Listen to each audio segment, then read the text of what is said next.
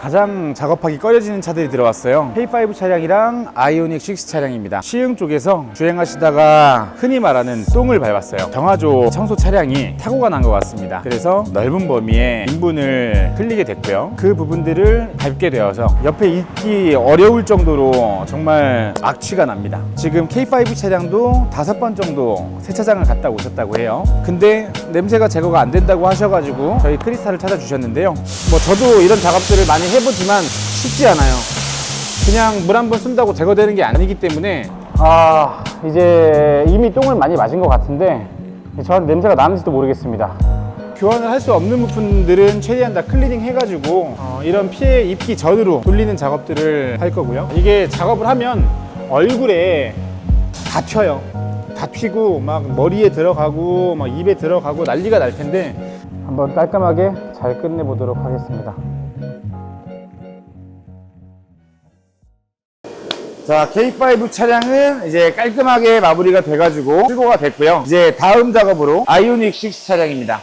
같은 장소에서 같은 사고를 당한 차량이에요. 똑같이 똥을 밟았고, 근데 두 분 다 분명히 하부 세차를 하고 왔다고 했는데 아이오닉 6 차량은 그래도 깔끔한 편입니다. 육안상 볼 때는. 근데 문제는 두 차량 다 냄새는 극단적이에요. 이제 어떤 느낌인 줄 아니까 더 하기 싫은데, 근데 그래도 한번 깔끔하게 잘 해보도록 하겠습니다.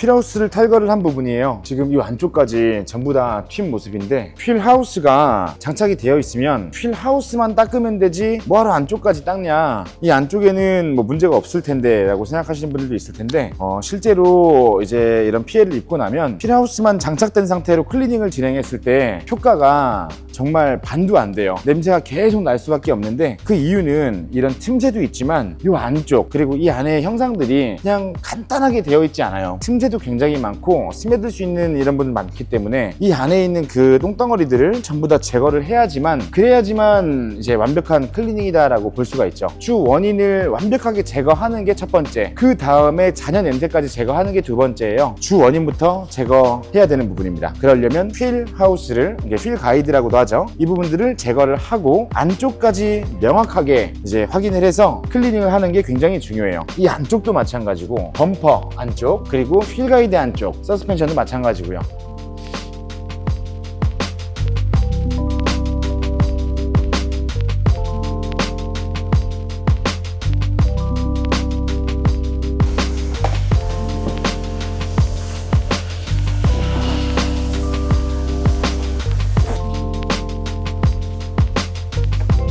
냄새가 진짜 심하긴 해. 토할라 그래. 고양이 사체 건이 심해? 아니면은 인분 건이 심해? 이 똥 닦는 게 더 심해? 아니면 고양이 냄새가 더 심해? 개인적으로 똥이 제일 심한 것 같습니다. 이게 더 심해? 심하긴 해. 그러니까 나는 다음번에 이런 건이 있으면 진짜 조금 고민이 될 것 같아.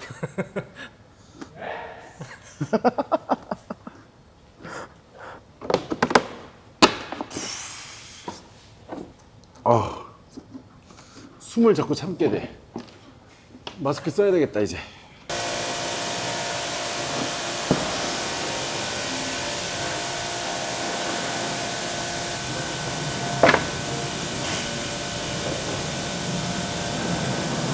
숨쉬기가 훨씬 편해졌어.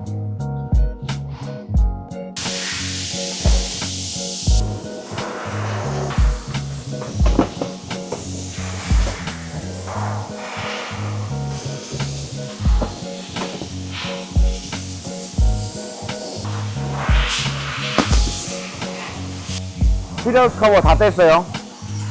언더커버도 다 뗐어요.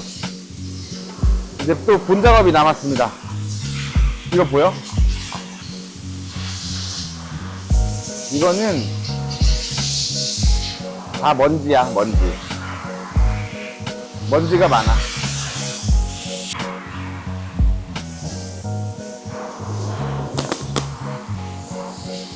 긴팔 입고 올걸. 아, 이 살에 닿는 게 너무 싫어. 나 그래도 앞으로 무슨 일이든 다 할 수 있을 것 같아.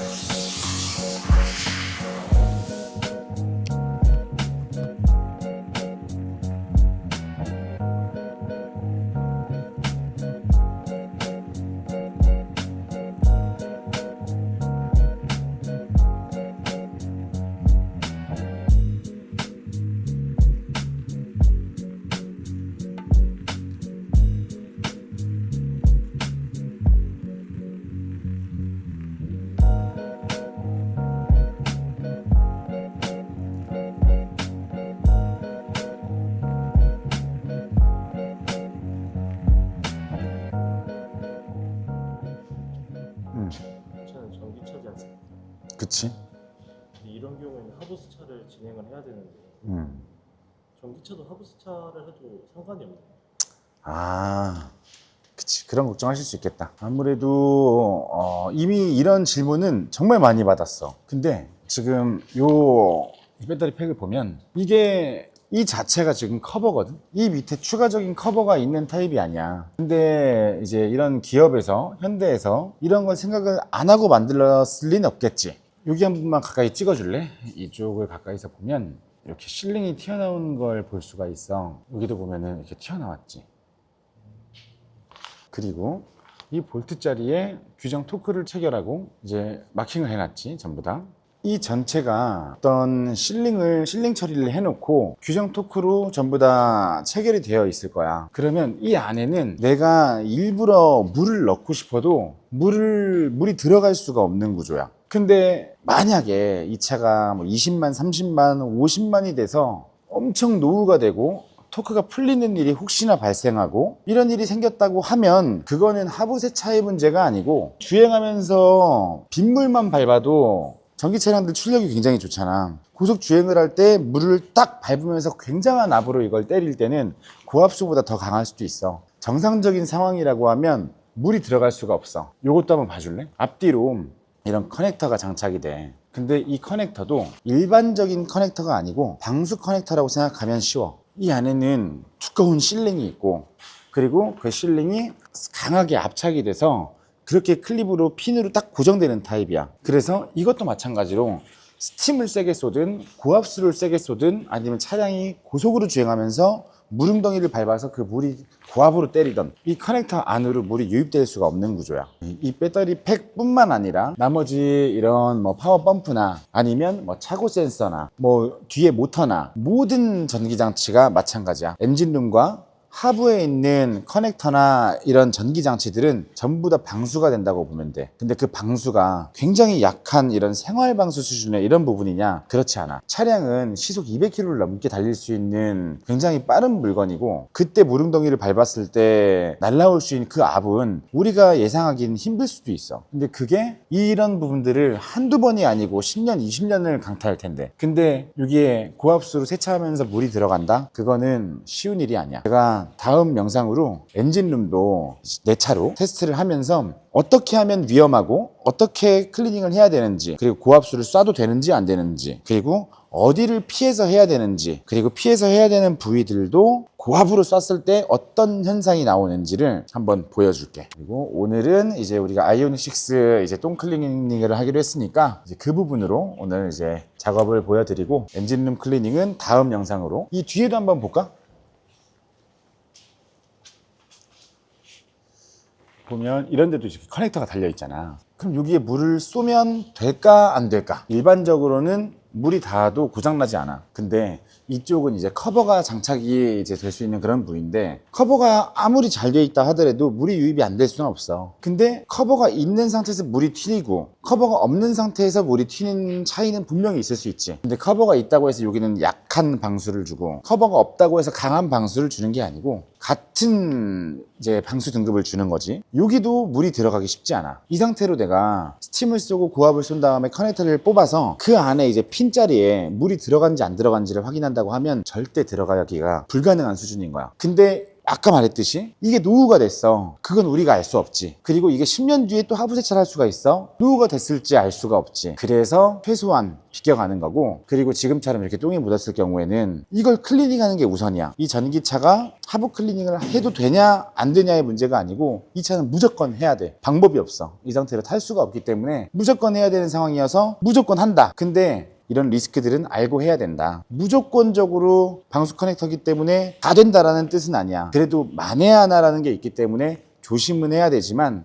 그래도 물이 들어가면 안 되지만 고압수를 쏴도 된다 안 된다라고 하면 반은 맞고 반은 틀릴 수 있어. 그래도 가능하다. 정상적인 차량이라고 하면 물이 닿아도 된다. 고압의 수준이 워낙 다르지만 거기에 대한 파워의 정도가 다르겠지만 일반적인 고압수들이 닿아도 된다. 이게 팩트야. 만약에 이게 물이 닿을 수 없다고 하면 그러면 우리는 하부 세차도 할 수가 없고, 오늘 이 차는 이제 작업이 끝나고 나면 실려가야 되겠지. 자기 바퀴로 굴러갈 수 없을 거야. 근데 우리가 출고 영상까지 찍을 거고, 그리고 우리는 이런 작업들을 10년 이상 해왔잖아. 한 번도 문제가 없었어. 엔진룸도 마찬가지야. 근데 노후가 된 차량이라면 조심할 부분들이 분명히 있다. 정상적인 차량이라면 고압수를 쏴도 문제가 생기지 않는다. 빗길 주행을 해도 문제가 생기지 않는다. 이게 팩트야.